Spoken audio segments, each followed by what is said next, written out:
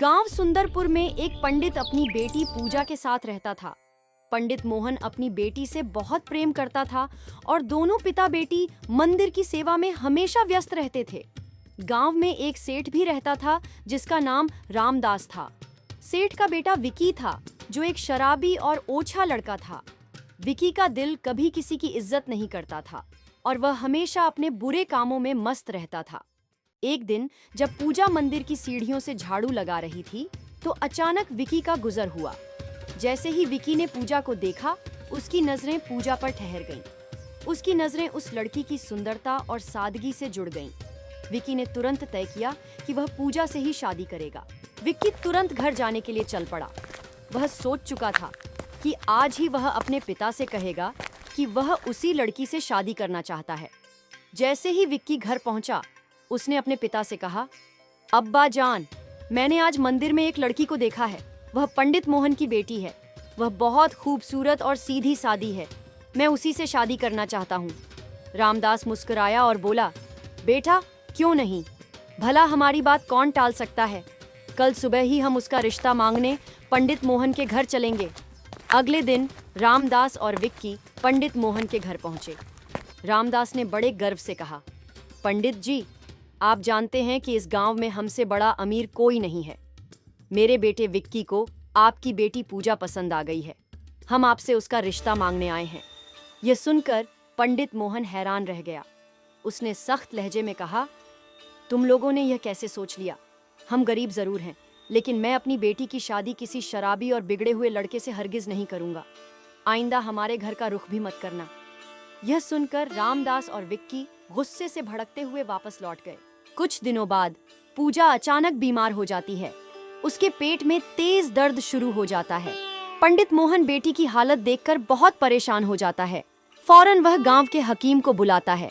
हकीम आकर पूजा का मुआयना करता है और हैरानी से कहता है, पंडित जी, यह तो गर्भ का मामला लग रहा है। यह सुनकर पंडित मोहन के तो जैसे पैरों तले से जमीन खिसक जाती है। वह गुस्से और हैरानी में अपनी बेटी पूजा से सवाल करता है, तुमने ऐसा क्या कर दिया? मेरी इज्जत को मिट्टी में मिला दिया। पूजा रोते हुए कहती है, बाबा, मैंने कुछ नहीं किया। मुझे नहीं पता यह सब क्या हो रहा है और क्यों हो रहा है। यह कहकर पूजा झाड़ों कतार रोने लगती है। गांव के हकीम से जैसे ही यह बात निकली, उधर सेठ रामदास के बेटे विक्की तक यह खबर पहुंच गई। विक्की को तो जैसे अपना बदला लेने का सुनहरा मौका मिल गया। अपने दिल का गुब्बार निकालने के लिए वह पूरे गांव में फैलाने लगा कि देखो, जो पंडित हमें गालियां दे रहा था, हमारी बेइज्जती कर रहा था, अब खुद उसकी बेटी बिना शादी के गर्भवती हो गई है। मुझे आवारा कह रहा था और उसकी अपनी इज्जत कहाँ गई? पंडित मोहन का सिर शर्म से झुक गया और पूजा की मासूम आंखें बेगुनाही की फरियाद करने लगीं। विकी ने पंडित जी का जीना दूभर कर दिया था। जब भी पंडित मोहन घर से बाहर निकलते, गांव वाले उन पर तानों के तीर चलाते और वह बेचारे चुपचाप सब कुछ सहते रहते, दिल ही दिल में भगवान से दुआ करते। उधर पूजा की हालत दिन ब दिन बिगड़ती जा रही थी। मजबूरी में पंडित मोहन उसे अस्पताल ले गए। डॉक्टर ने जब पूजा के सारे टेस्ट किए तो हैरानी से बताया कि पूजा के पेट में कोई बच्चा नहीं, बल्कि एक सांप पल रहा है। यह सुनकर पंडित मोहन के होश उड़ गए। डॉक्टर ने तसल्ली दी और कहा कि घबराने की जरूरत नहीं, हम ऑपरेशन करके सांप को निकाल देंगे। कुछ दिनों बाद पूजा स्वस्थ होकर पंडित मोहन के साथ घर लौट आई। इधर विकी ने गांव वालों को पंडित जी के घर के बाहर इकट्ठा कर लिया था। वह चिल्ला चिल्लाकर लोगों को भड़का रहा था, देखो, ये अपनी बेटी के नाजायज बच्चे को गिराकर आया है। ऐसे ढोंगी पंडित को गांव में रखना अब खतरे से खाली नहीं।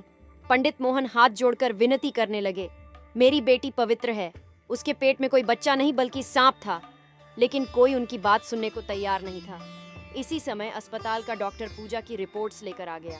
उसने सबके सामने रिपोर्ट्स दिखाते हुए कहा, यह बूढ़े पंडित जी और उनकी बेटी बिल्कुल सच्चे और ईमानदार हैं।